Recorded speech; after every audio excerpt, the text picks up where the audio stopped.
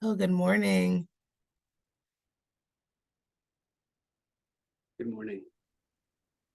I'm going to.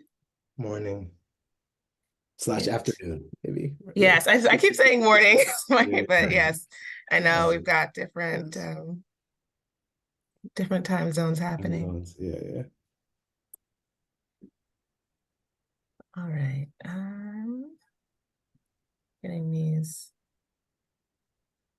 slides up here.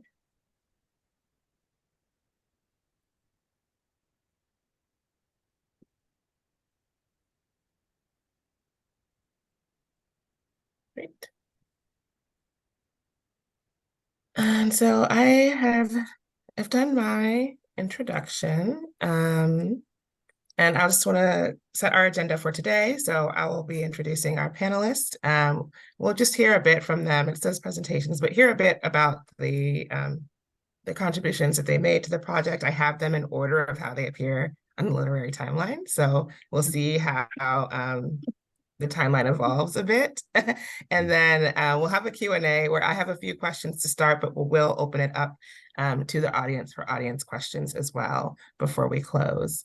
And to participate in that audience questioning, you can use the Q&A function anytime you have a question that you would like us to ask at the end. And our panel support is in the chat, recording those as well if you would like to share them through the chat. And just a note that your registration link, the link that you use to join this panel, will be the same for the entire conference, but we will close the webinar after this event. So when we're done with this panel, we'll close it, and then you'll have about 15 minutes before rejoining for the next session.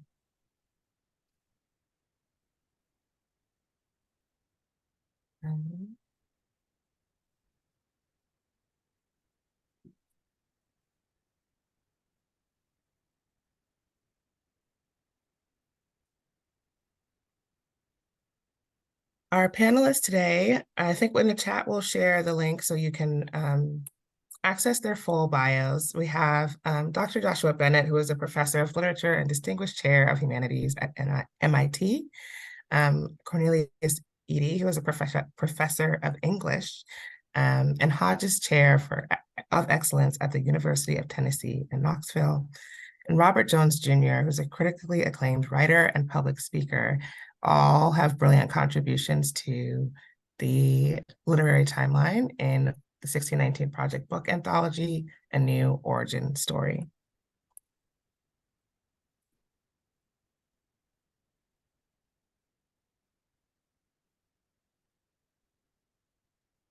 This is the first appearance on the timeline, I suppose, not the first in the book, but of these three. And I would invite you, Robert, just to share anything you'd like about this. We will, get into questions in a bit, but for those who haven't looked at the book, on the literary timeline, we have events in history, moments or events in history that these artists took and created fictional pieces from, poetry from, writing from. And so for the piece, Freedom is Not for Myself Alone, we are in November 7th, 1775. In the face of a growing patriot insurgency, Lord Dunmore, the royal governor of Virginia, issues a proclamation offering freedom to all enslaved people held by colonists sympathetic to the patriot cause in return for their joining the British Army. More than 800 enslaved men escape to Dunmore's lines and enlist wearing uniforms with the motto, "Liberty to Slaves." Dunmore's regiment sees action in one major battle and several skirmishes, but smallpox soon decimates the ranks. So yeah, I want to invite you to either comment on it or if you want to do a reading of a piece of it, either way. If I could talk a little bit about my thoughts about this and then maybe read a short piece of it or what have you, is that okay? Absolutely. When I was asked to write about this particular period around this particular subject, what struck me most was the irony of here we are in this country that's fighting for its independence while holding a piece of its population in abject slavery. And the reasons they tried to come up with to justify the contradiction, to justify the hypocrisy of it. And then the idea of these enslaved men, in order to be at their natural state, which is liberated, they have to fight for yet another colonizing force that used to hold them in abject slavery as well. And the price that has to be paid in that, which is you'll get your freedom, but that is no guarantee that your family members will get their freedom, your children will get their freedom, your ostensibly husband or wife will get their freedom, what have you. So that put these Black people in this really precarious position where they're forced to make a choice between their right arm or their left arm. And so when I was thinking about this fictional short piece that I wrote, that was what I wanted to get at, was the precarious position that these enslaved men were placed in, and the abject hypocrisy of these two forces that are attempting to make enslaved Black men make this kind of choice. So yeah, that was it was a very interesting exercise for me to think of it that way, because usually in a lot, not all, but in a lot of the literature we read around this time period, around this subject matter, slavery becomes the main character, as opposed to the enslaved people who were individuals, who had lives, who were people. We often paint them as this sort of blue-black mass of savages who need to be either enslaved, according to the conservative ideology, or saved, according to the liberal ideology. And in either of those perspectives, there's no room for their humanity. And so when, like in my novel, I read about a period after this, but during antebellum slavery, it was very important for me to focus on the enslaved and their interior lives and their joy and their fears, all of that stuff. Their love is most important. And I credit Toni Morrison with shifting how we look at that time period based on her novel Beloved, in which she made these characters so fully dimensional and so real that you forget that it's sort of slavery that is the inciting incident here. It's sort of like a haunting, but it's not the main character.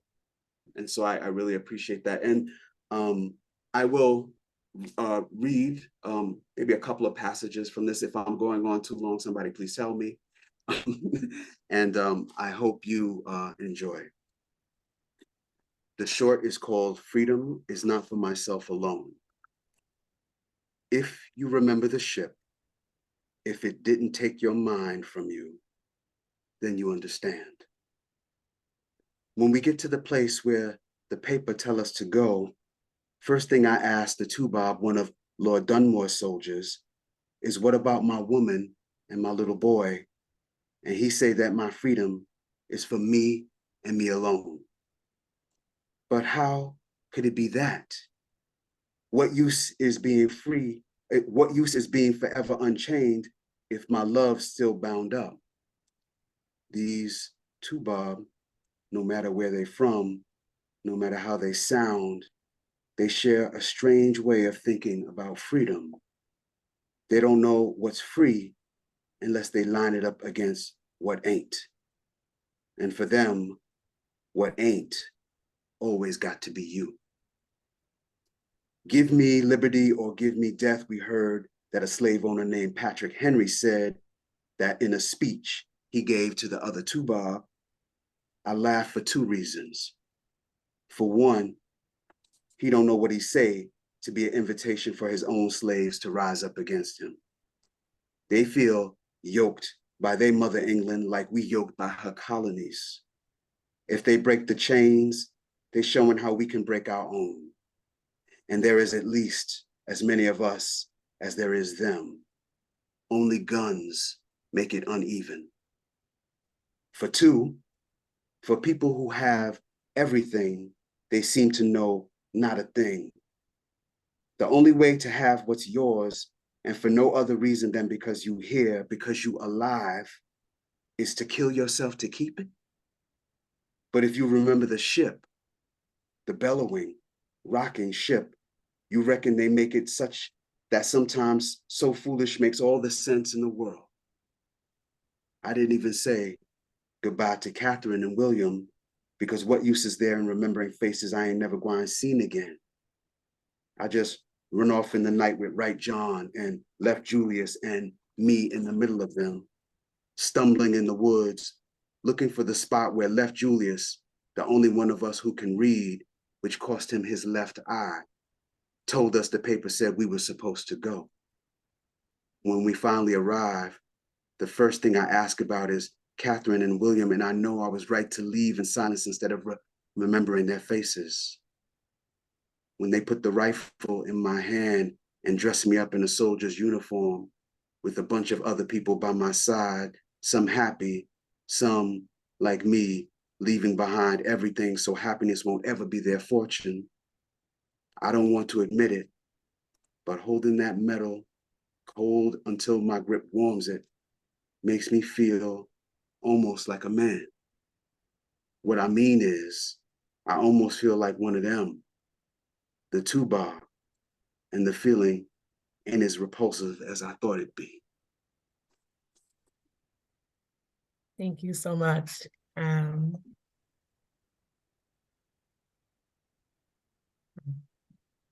next stop is 1830, and we have Cornelius Eady's piece before his execution. The moment in history here is September 20th, 1830, where Black leaders have convened in Philadelphia at Bishop Richard Allen's Mother Bethel AME Church for the first gathering of what will come to be known as the Colored Conventions Movement, a series of formal meetings of Black Americans dedicated to advancing racial justice and securing Black citizenship. The first convention is called in response to an outbreak of white violence against Black people in Ohio, where a series of laws had been passed to discourage Black settlement. Over the next 7 decades, more than 200 state and national conventions will be held.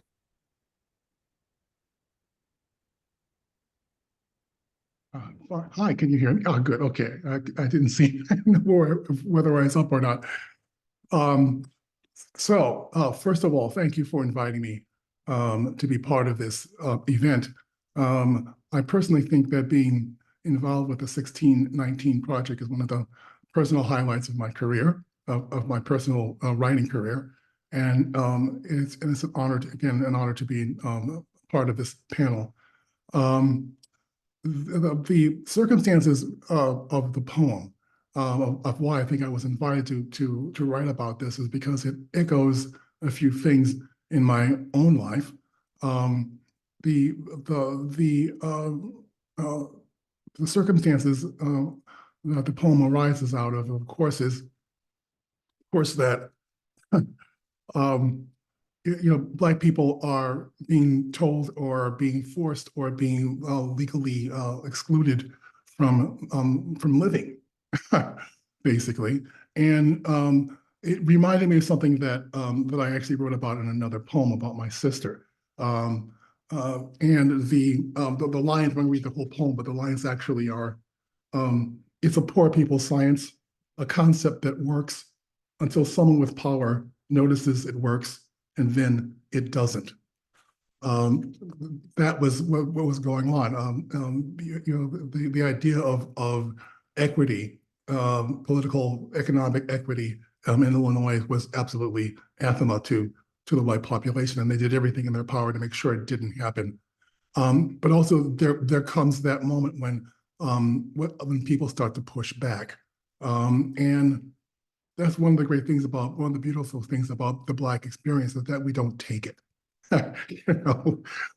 We don't accept it.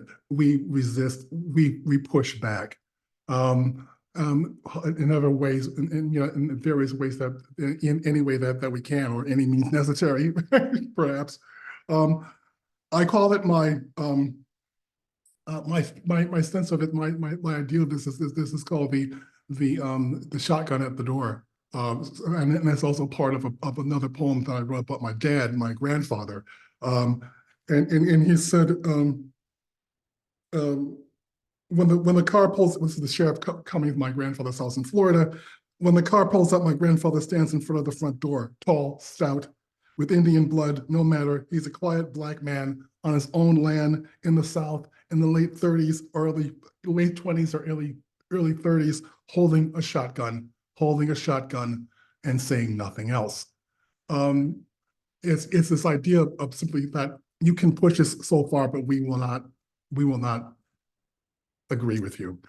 And it also taps into my response to this in terms of the literary world. With another poet named Tori Derricotte, we started an organization called Cave Canem. And the idea of Cave Canem was to invent a safe space for African-American poets to be who they are without having to explain who they are or trying to apologize for who they are. It's been going on for 20 years. So there's a lot of personal, things I felt was in this topic. This is the poem that I wrote. We as people.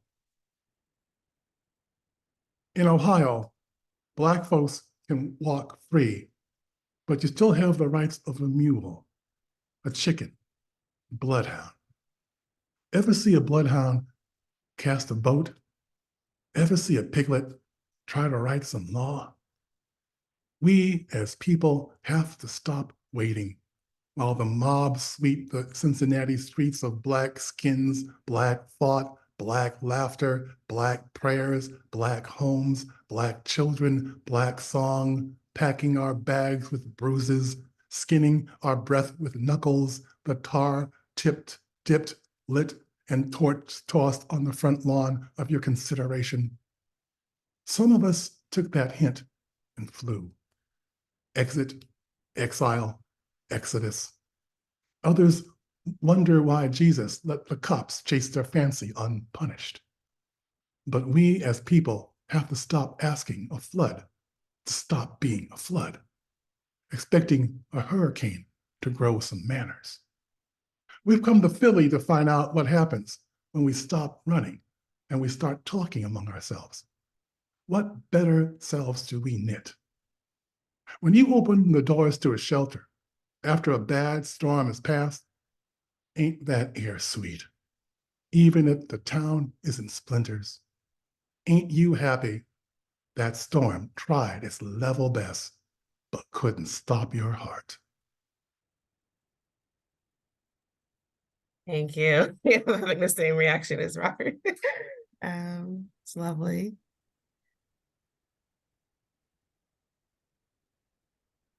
And now we've jumped over 100 years here to 1966, where the panther is a virtual animal. October 15th, 1966, in response to police brutality against African Americans, Merritt College students Huey Newton and Bobby Seale create the Black Panther Party for Self-Defense in Oakland, California, which monitors the actions of local law enforcement with armed citizen patrols. The organization, which J. Edgar Hoover's FBI names as an enemy of the government, holds that ending the economic exploitation of Black people is central to achieving racial equity.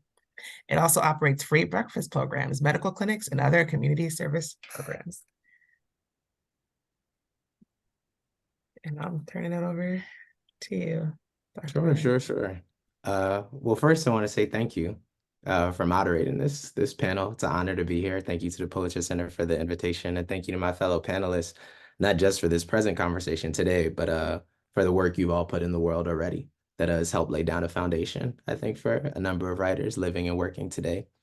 So this poem was inspired by a few different events between the years 2018 and 2019. So if you all remember, the film Black Panther, the Marvel film, came out in 2018. And that was a year that I went to the University of Leeds to give a talk at a conference on Afro-Atlantic futures and memory And there, the NYU, well, former NYU professor, Tave Nyong'o, that's where I took a class with him first, but he's at Yale now. He gave a talk on the panther as a virtual animal. And part of what he was saying in that talk is that a black lion, a black jaguar, a black leopard, a black ocelot, these are all panthers, right? A panther is not some sort of discrete, distinct animal. And that idea just stuck with me, right? The idea that blackness was a site of gathering, that blackness was what defined and distinguished the panther.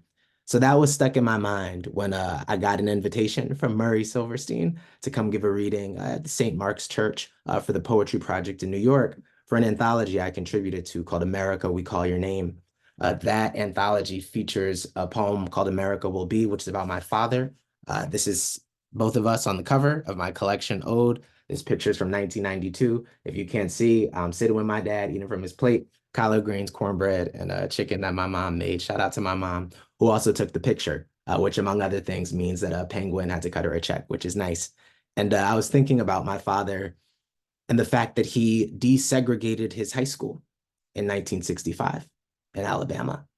And so the events of this poem take place only a year after that, when he's an 18-year-old boy. And so that was on my mind when I was at St. Mark's reading this poem about him. That day, I met Jake Silverstein, who's Murray Silverstein's son, and Jake invited me to contribute to this original version of the 1619 Project. And it came to me in about 2 or 3 days, this near sonnet, about 17 lines, thinking not only about the Black Panther Party for Self-Defense as a kind of self-contained organization, but about their aesthetics, you know, the leather jackets, about the berets, and growing up with that imagery. But really, until I was much older, until I was a Black Studies major at the University of Pennsylvania, not knowing much about Huey and Bobby and Erica Huggins and Kathleen Cleaver, right? And all of the Panthers and the work they had done to radically transform this country. So I wanted to put myself in that mindset when I wrote the poem. And the last thing I'll say on this is that my dissertation as a graduate student was about the role of animal figures in African-American literature. I'd always wanted to write a chapter on panthers, but I never got the chance to. So this poem in some ways is a gesture toward that alternate life where I set aside, you know, time and space to do that. So this is the panther is a virtual animal with a line from Tavia Nyong'o. Anything that wants to be can be a panther. The black lion or ocelot, the black cheetah or corn-rode uptown girl sprinting up her neighborhood block just like one, in dogged pursuit of the future world. In this frame, I imagine Huey and Bobby as boys in the sense of gender and genre alike, an unbroken line reading, "My life is an armor for the other." Before black berets or free breakfast, then, there is friendship. Before gun laws shifting in the wake of organized strength, leather jackets shimmering like gypsum in the Northern California twilight, or else magazine covers running the world over, compelling everyday ordinary people across the spectrum of context or color to sing, "Who wants to be a panther ought to be, he can be it, there is love." The panther is a virtual animal. The panther strikes only when it has been assailed. The panther is a human vision, interminable refusal, our common call to adore ourselves as what we are and live and die on terms we fashioned from the earth like this, our precious metal metonym, our style of fire and stone. Thank you. Thank you. Thank you all for the beautiful readings. Can we stop this share? I usually refer to the literary timeline as a love letter that's included in this book, and hearing you all speak to just everything you put into the poems and everything you were thinking about it, the people in your lives, the experiences, I feel like that speaks to that too, that really encompassed it. And so for our audience here, we're moving into the moderated conversation now. So please do share any questions you have through the Q&A. And I have a few of my own to start. And really, you know, thank you for sharing your experience contributing here. And you described some of what you were thinking about in this process, some of how it came to you. And I wanted to ask about when I put the panel together, you know, the framing I used was Remaking of History. That's the title here. And I was just curious if that feels accurate to you as a description of the experience, or if there's another way you would sort of describe what it was like being a part of the project, and both using your lived experiences, what was happening in the current, and then this moment in history to create something new. For myself, the entire 1619 project, all of the nonfiction pieces, the poetry, the fiction, all of it feels more like a corrective to me. It is, there seem to be competing forces in the country. The people who consider themselves patriots want the continued mythology of America.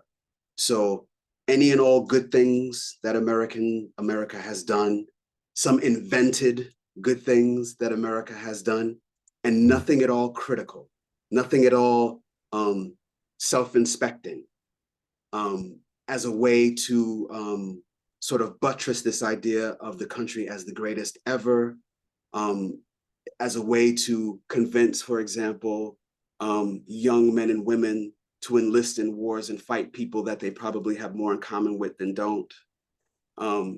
This sort of unthinking and the ways in which this mythology undergirds that.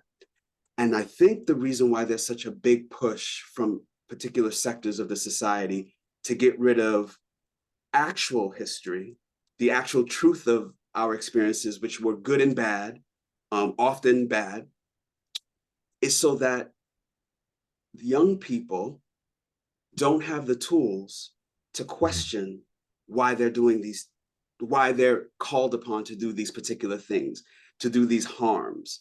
And so if you can eliminate any criticism whatsoever about American history, American figures, American foreign policy, all of these things, you have a population that is malleable and will do whatever you need them to do.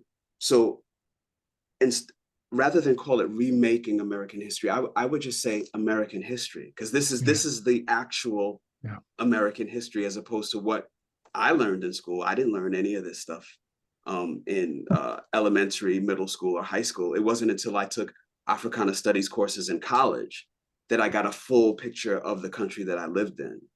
So I think in this time of book banning and the end of affirmative action and this push to get rid of DEI programming and things of that nature, the work that Dr. Eady and Dr. Bennett are doing is so incredibly crucial. And so thank you to Nicole Hannah-Jones and the entire team and everyone who contributed to this for this courageous work. And I know that Nicole has faced such opposition, dangerous opposition, and yet in the face of that, she remains courageous. So hats off to everyone. Yeah. Yeah.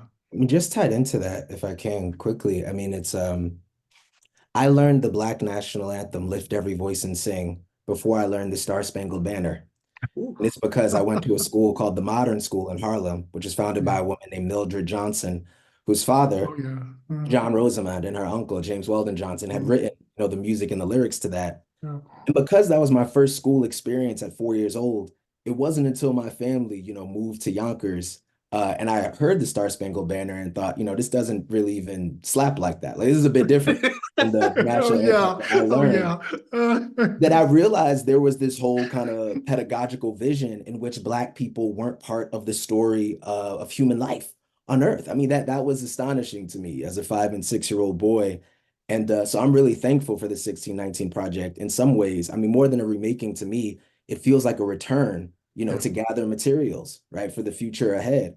Because this was the world I knew before, the lies came in to try to tell me that I had no place, that I was jettisoned from the historical record. And so I'm deeply thankful too that they turned to poets, right, and to writers of fiction and to dramatists, to tell that story. That the story of African-American literature begins in this country with poets, right? It begins with Jupiter Hammond and Phyllis Wheatley, right? Those are our first, bards in print. And it means a great deal. The last thing I'll say on this, poetry's never been dead for Black people, right? Across the diaspora. This idea that it's not a part of our spiritual practices, that it's not a part of our historical institutions is nonsense. I grew up around poems and with poems as kind of a centerpiece of everyday life. My sister had Phenomenal Woman by Maya Angelou taped to her bedroom door, so I walk past poetry every day. And I was raised in a Black church where whether you're talking about the sermons from the pulpit or the improvised testimonies that people gave, irrespective of their class background, right, or what they had on that day, poetry was absolutely central to what we were doing. And so I feel like the 1619 Project is returning to that tradition and bringing it to this next generation that will need those materials, right, for the pathways ahead. I totally agree. I'll be brief about that. I'm just agreeing with both of you.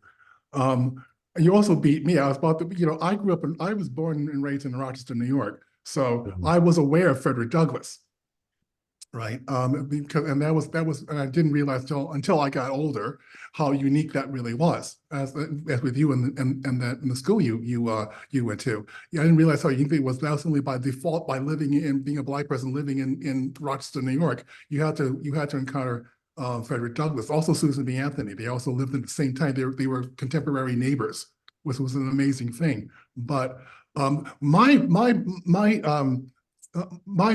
theory about this, the way I describe this is we're filling in the blanks.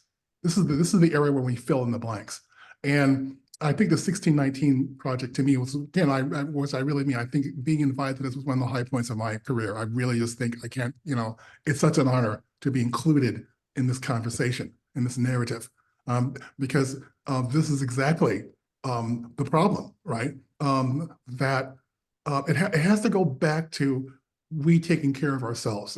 It's, we telling our own stories, right? Or again, filling in the blanks. And I'm glad that, and I also agree that I'm glad that we got that we have writers, poets doing this. I agree, was an incredible move and the right move. But I also want to give a shout out to my students, right? Because one of the things that I'm noticing here, I'm talking to you from East Tennessee. I'm in Knoxville, Tennessee right now. And one of the things that I'm noticing from my workshops is that I have poets who are, poets of color, I have poets who are queer, I have poets, but they're all trying to get that narrative in. They're all trying to simply say the best of their abilities. They're trying to say, we're here, we're real, this is real, and we are not going to go backwards, right? Tennessee is, I'm sure, like a lot of places in the country, the pressure to shut up is great, right? Socially, legally, right? I feel it every day. So it's one of those things and I'm glad that the 1619 book is there because it reinforces that idea. I agree with you. The thing that was that was missing because you couldn't find it. You couldn't find it publishers weren't publishing it. Schools weren't teaching it, So it's one of those things that, of course, once you start doing that, you have to, of course, understand that there will be a great pushback against it, right? There's going to be resistance against it. But I really admire and want to give a shout out to my students who are really just keeping at this. And I'm glad there's going to be touchstones like the 1619 book and the other things that go with it that's going to be there to be found and to reinforce and to encourage them to get their own voices out there. Mm-hmm. Thank you. And you're speaking about, your students in that community points me to one of the questions we received here from the audience. Just noting that all three poems illustrate Black community and gathering in some way. And John is hoping to hear from you all about how art and literature helps to sustain, record, and create those spaces today, the community spaces today. Ooh. Okay. That's a great question. Truth be told, I'm not sure that I know any other way to write. Because I grew up in a particular tradition. So I'm the first generation Northerner, but my parents are from the South, South Carolina and Georgia. And I remember when I was born and raised in Brooklyn, and I remember growing up on a block in Bushwick where we literally knew every single person on that block, every house. And I had this sort of extended family of aunts, uncles, and cousins by the dozens, if not the hundreds, with whom within that one block radius, I felt utterly and completely safe. And as a result of some machinations of the country, including the crack epidemic and this real hard push against Black success, which is the American pathology. Yeah. If we think about places like Greenwood and other places, that communal sense was effectively destroyed in many ways. And a lot of my writing is a longing for the return of that, that wholeness I felt in my childhood because of the ways in which we cared for one another. And I don't mean to imply that that doesn't exist anymore. The form might not be the form that I remember, but like I'm currently at my mother's, in my mother's apartment. And in this building, which I grew up in this building, the ways in which the Black people of this building had their own economy. My mother would cook for this one and they would switch meals. My mother would mend this person, make this dress for this person, and in return, the other person would make a quilt for my mother. Yes. We had this sort of unseen kind of community. While the 6 o'clock news was saying all this other stuff about us, this was also true about the ways in which we were loving each other. So for me, all of my writing, there's always this sense of community between those characters between the characters I write about, because I know in real life, that is what it's like. Although Hollywood might not show it, although the news might not show it, although these studies and other things that try to paint Black people as somehow more evil and more pathological than anyone else, they don't show these things, but I know them from firsthand experience. And anybody that I talk to also knows them from firsthand experience. So the community will always be the place that I feel comfort. It will always be the place I return to. And it'll always be the place I pay homage to. I think about my great aunts, my grandmother, and the legacies they left for me. It is ancestral work to do this.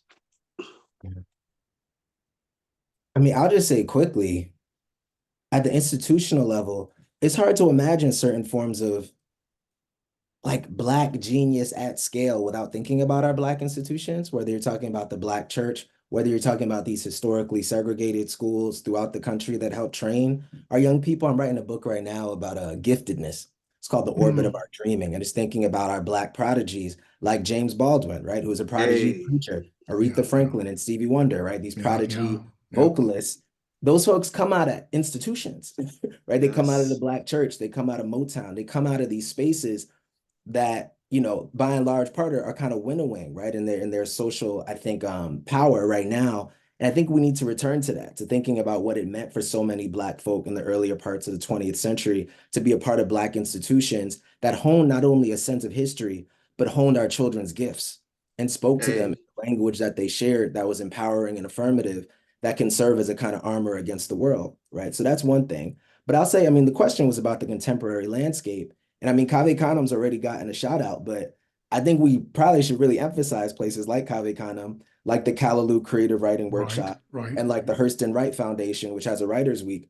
I attended all three of those programs, right? I don't have an MFA, right? I write books of poetry and nonfiction because I was a graduate student who pulled, you know, some books off the shelf. And because my grandmother in the South Bronx projects every Christmas had a party where all the children had to recite something. It could be a Bible verse. It could be a piece of Bobby Brown choreography, right? It could be, you know, your favorite song. And you forgot the steps or forgot the words, someone would cover for you, right? It was the interaction between those Black institutions, right? Because I count them both, right? As certain kinds of Black institutions. That's what made me a writer. That's what made me a scholar, right? So I think those places persist. And the third thing I say is, you know, we're keeping those on, right? My good friend, my son's godfather, Jarvis Givens, He's a historian of Black education at Harvard. He's collaborating. We know the Black feminist, essayist, and genius, Imani Perry. They've created something called the Black Teacher Archive at Harvard, which is really archiving the work of Black teachers across time and thinking about Black students and Black teachers collaborating across time to keep not only our history alive, but themselves alive, right? To keep these forms of literature and social practice and artistic practice alive.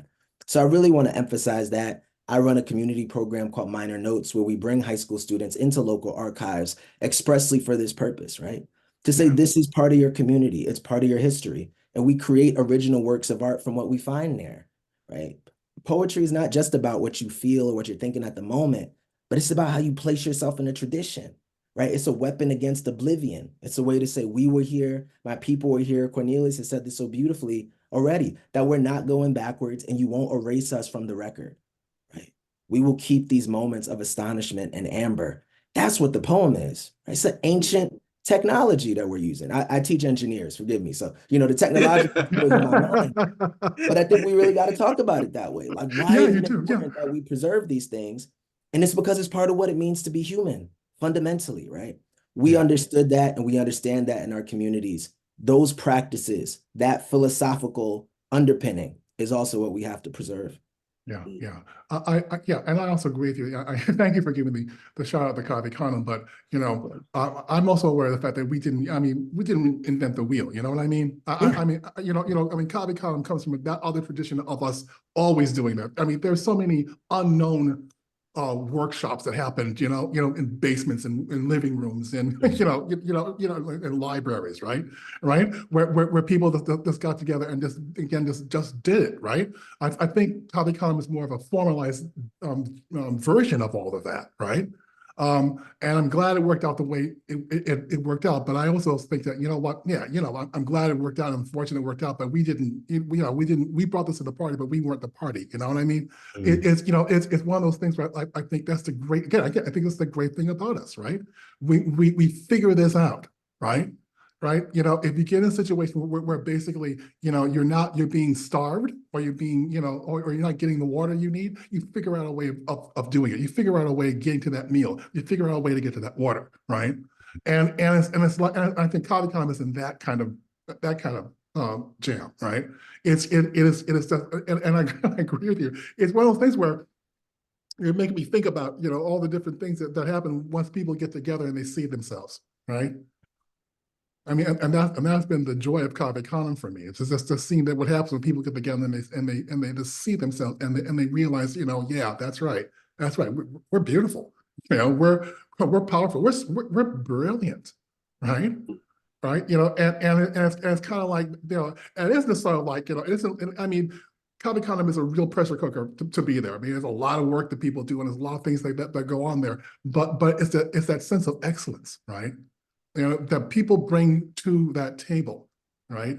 Once you make a space where that can occur, where that can be a possibility, this is what you get. It's the lesson I've learned from doing Cave Canem. If you can you can make the space and set that table, the people start coming to that table, what they bring to it is usually brilliant, right? And it changes the jam. And Joshua, yeah. Also, one of the things that I think we need to mention about Cave Canem is that so many people at Cave Canem are activists in and of themselves. Right. They don't simply don't go to Cave Canem and just disappear. They go to Cave Canem and they go back out into the community doing what they've been doing anyway. Right. We refuse to drop the ball, which I think is really the great thing about this, is that you refuse to drop that ball. You refuse when your time. This is our time. This is our moment. Right. The moment that we're passing through, we just refuse to simply say, we're not going to fumble that ball. We're going to make sure that somebody else is going to find it and carry it forward in their own way. Thank you so much. And I have a question, and I think we'll sort of build on that. You've talked about it in some ways, but and one of our audience members is asking about how they can help this generation of young writers, right, who are motivated to go beyond the surface, who are motivated to do some of the work that Cornelius was just talking about, get there. And from what you shared already, there seems to be something about like finding their communities and the spaces that will help cultivate them, and then tapping into this sort of ancestry. But I'm curious if you want to either expand on that or add anything else to, there's a lot of educators here. So for these educators hoping to, inspire and empower young writers, how do they go about that? I am not by profession an educator. But I can tell you as a student what motivated me. And what motivated me as a student was a teacher for whom it was obvious that they cared about my intellectual life, who pointed me to works by Black writers, yes, but also queer writers and disabled writers and writers from other countries, and generally through fiction, because what our scientists tell us is that fiction in particular helps develop empathy and critical thinking. And so being lost in somebody else's imagination, knowing them from the inside out, which is fiction, which is just one of the wonderful things about fiction is it's one of the few art forms in which you get to know something from the inside out like that. Yeah. So I would tell teachers, be genuine in your care and concern for the intellectual life of your students. Point them to works that will excite their imaginations, because if it were not for reading, my father bought me a Wonder Woman comic book when I was 4 years old. And that's where it started. That's where it was like, boom. Yeah. These words on the page mean something, and they can be meaningful in ways that like they can touch hearts and minds. Yes. And that was, how at 6 years old, I started writing my first stories because of that introduction to some kind of electrifying, for me, reading. So that's the first thing, because there's this sense, and I started to feel this sort of sense of malaise as I got maybe to junior high school and high school. Reading became a chore because I could not connect my life to the life of the people that I was reading in any meaningful way. None of these people looked like me, sounded like me. They seemed, in fact, the stories that I was reading, to not consider me at all. Whereas the other students in my class who did not share my race or what have you, instantly connected with those works because the language was recognizable, the settings were recognizable, the situations were recognizable. Yes. So you want to consider how inclusive can I possibly be, such that in a real sense, not in the Bush sense, no child is left behind.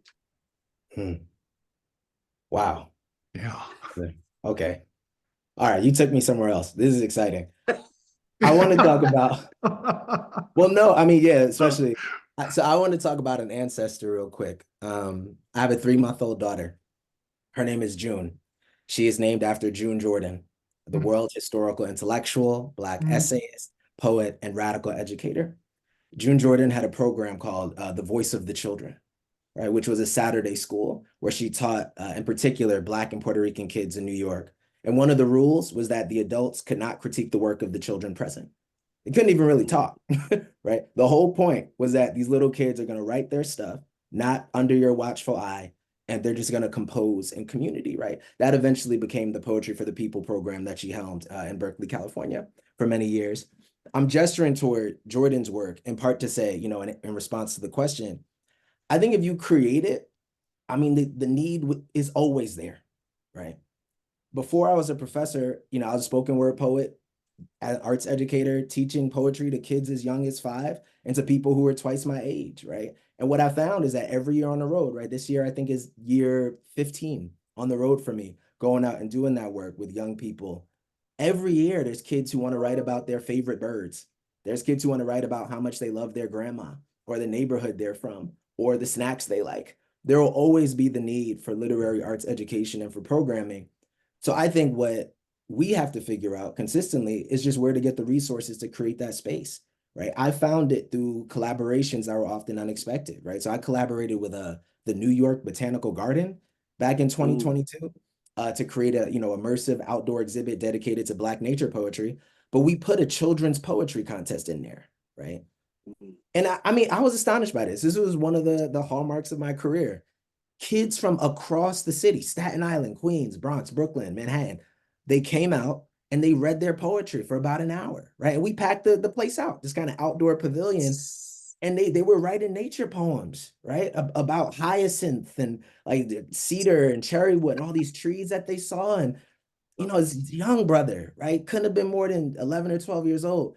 He performed this kind of Wordsworth inspired ballad. I mean, I just thought it was astonishing, right? And I just thought, I have to dedicate part of my life to this, to creating spaces for young people to share work that is not graded, right? That is in conversation with not just history, but architectural form, right? Thinking about the world around them. And I think I can do it if I have the right partners. With Minor Notes, I had to call up somebody who gave me an internship in high school. I was like, look, man, we need a little bit more money to get this thing off the ground. And he helped hook it up. I think that's the work we have to do as educators, right? And I know educators are already taxed. There's so much, right, that's put upon, especially people who work in K through 12. So I think as much as we can, those of us who work both inside and outside those institutions, we need to lend our hands, lend whatever kind of material resources we have to making sure that kids have the room to discover and rediscover their voices over and over, right? That's not just how we make the writers of tomorrow. I think that's how we help create the citizens of tomorrow who care about one another and can see one another as the complex, beautiful beings that they are. Amen. Yeah, total agreement.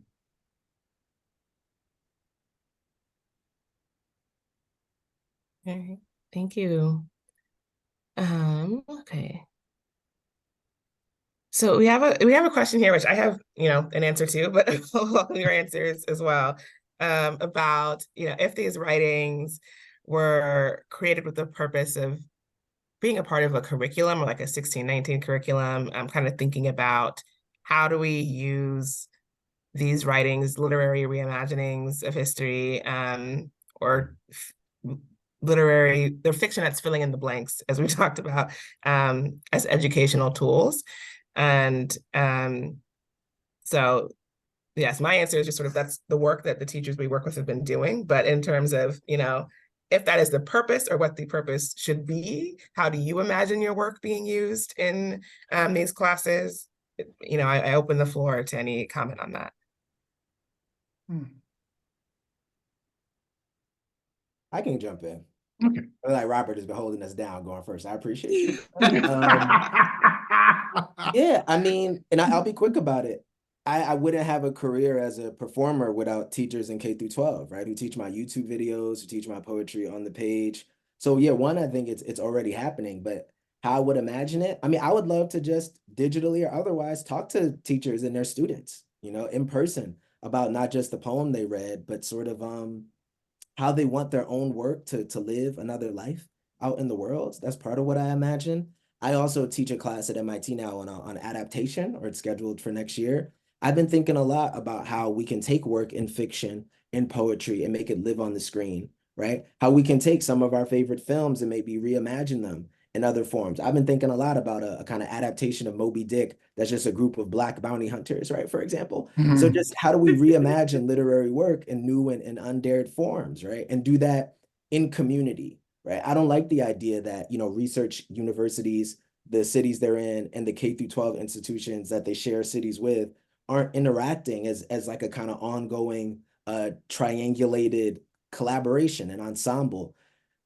Universities exist in places where people live, in neighborhoods where people live. And part of my work, I think, constantly is to try to say, how do we open those doors over and over again so we can work together and help create the world we want to live in? Yeah. Well, I'm going to have some firsthand experience about that next Thursday. I'm going to be at Yale, and they are as part of a 3-day kind of celebration of my papers there. And part of that is going to be one of the first times I'm actually going to be in a classroom where people are going to be talking about my work, just about the work and how it impacts them, or so it's gonna be a strange little moment where instead of being teaching, I'm being taught. Um,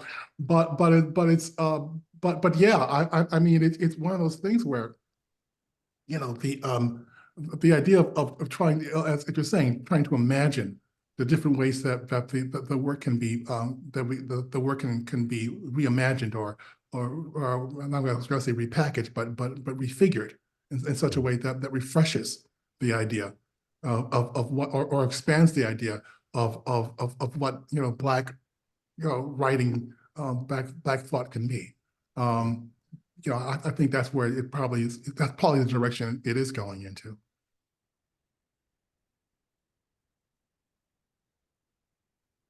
Did you have anything? Did you have anything to add, Robert? No. I Okay, think my esteemed brothers held it down. perfect. And perhaps for our final question here, Jacqueline asks, what are the next steps in connecting dots to the 1619 project? It seems like there are more stories and histories to be told. And so I don't know if Jacqueline meant this in the sense of from artist perspective or general history or whatever, but we'll open up the floor to any interpretation of that. What are the next steps? Is will schools like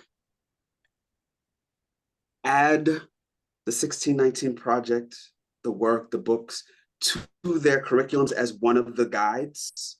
Like, is that the goal? Because I feel like that's an important piece. I'm thinking about my own education, how different it would have been, how differently I would have thought about myself, my community, my people, my place in the world if I had. It doesn't have to be the only book, but if I just had this book too, um, it would have been remarkably different. And maybe people, the powers that be, know that, and that's probably why it's not there. But I see this as indispensable in terms of educating, particularly young people, um, in ways that, because I find nothing offensive about anything written in the 1619 Project for all of the criticism that I have heard about it. Like there's, healthy conversations about, well, I don't feel that these things are accurate, and we can have that conversation. But the idea that there are offensive things in it, tell me what's offensive. Are you saying that you don't want to hear that Thomas Jefferson was not in a love affair with Sally Hemings? That's inherently impossible for an enslaved person to be in a love affair with the person who is enslaving them? We have a word for that. And you might not like that word, but that's what your beloved Thomas Jefferson was. We got to be honest.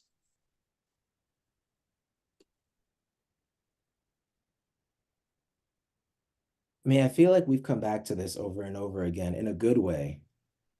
Spaces for gathering, I think, always have to be part of future visions, right? Like, I think we need more excuses to just get together like this, digitally or otherwise. And I think Yeah, we need to keep just expanding the parameters of who's invited to yeah, something like that. Um, I think the past, year teaching here in Massachusetts, it's taught me a lot about the ways that we can continue to think about how scientists and engineers cannot just be included in the present of these sorts of conversations, but have always been. Like we have a kind of Black scientific tradition that I just didn't learn much about outside of Black History Month, right? Where inventors were front and center, but then not much about how Black science and science educators have always been saying, look, this tradition is actually part of the way that we can think about what it is to be a Black human being on Earth, not just to make a moral argument against racism, but to make a scientific argument yeah, and say, yeah. you're a human being. You know how I know? Because I know biology. I know chemistry. Your mind is a human mind. Your hands are human hands.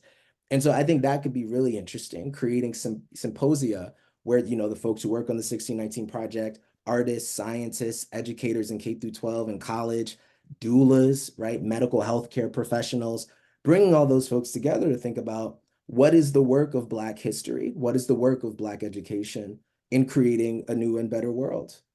I think we really do need an all hands on deck approach.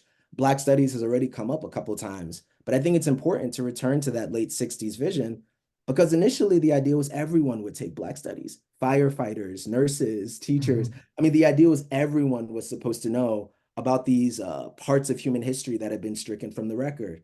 Programmatically, if we can move forward with that sort of idea being at the center of our ideology, the way we think and move, I think that'll be great. You know, bring as many people as you can, big tent, and let's see what the next version of the 1619 project looks like in these future iterations with all of those voices in the ensemble. Sure, sure. I also think the infiltration of these different levels where decisions are being made is really important. And I guess infiltration might be a little more political term, but I do think that is what we're up to. You know, the thing that I've one thing you might notice, of course, is that the 1619 project doesn't come out of a vacuum. It comes out from a long line of activism and struggle to get to a situation where you could have a 1619 anthology. It doesn't come out of just, it doesn't come out of the head of God. You know, it really is the end point of a long line of agitation, right? And I do think that is also part of the reason. Part of the reason that we have this, and now we do have scholars at levels where and we do have editors at publishing houses, and we do have it starts to change the narrative, right? When you have people maybe not at the top levels of power, but have enough pressure where you can actually have some sort of influence on normalizing this idea of a conversation, right? As you're saying, this American conversation about what history really contains, right? What it fully contains. And, and it's one of those things where basically, yeah, as I said earlier, they're going to push back. What's the resistance? Resistance is that we're Black, right? I mean, it's not a logical response, right? It's not a reasonable response, but it's a real thing, right? That's why we have the pushback against DEA and Africana studies, right? It's this idea of this push and pull about this, but I also noticed over my years being here that there's also this idea of forward motion, right? This idea of constant, slow forward pressure to insist upon the fact that this is actually part of a conversation that needs to be told. And the more it goes forward, the more it transforms it. Also, it also brings the resistance up a couple of notches as well. But I'm an optimist. I really believe that this is something that we are working towards and pushing towards, and more people want it than not want it. But we get to a point where basically we start to have the ability to start making the choices or start to influence the decisions that are being made, right? So you have Africana studies programs. You have people who are deans now. You have people who are now heads of people of color in English departments. You have people doing creative writing programs, and there's people of color. Not a lot of them. I'm not saying it's but enough so that question stops becoming a question about why it should be there, right? Right. So I mean, it's not fast enough, right? For anybody's, I think, personally not my feeling, but I do notice that, right? This is one of the things that when I saw the 1619 project, my heart just leapt because I understood what this was. There's been plenty of Black anthologies, right? Over the decades, right? This is a different anthology, right? This isn't just the best Black poets we think we like, and we put them in a book, right? This is an argument, right? This isn't just an anthology; it's an argument. It's a persuasion, right? And my feeling of that was like, yeah, that's the end point of a long conversation, but it's not the end of the conversation. Absolutely. Thank you so much. I'm so grateful for this panel and just the amazing insight you have shared today. So thank you to our amazing panelists. Thank you to this audience. You were so engaged and gave so much feedback. It was beautiful. We are going to pause here, but our next conversation will start at 2:30. So, and that is the Intergenerational Community Partnerships panel, where we will be talking about how teachers have been doing this work with parents, with heritage sites, with community programs, and incorporating 1619 in that way. We hope that you will join and learn about how they've been building the networks of resistance that we were just talking about here. And yeah, spending the rest of your Saturday with us. So thank you all. Very much appreciate you and your time. Thank you. Thank you. Thank you for inviting. I loved it. Thank you for love sharing the panel with everyone. Really enjoyed it. Thank you.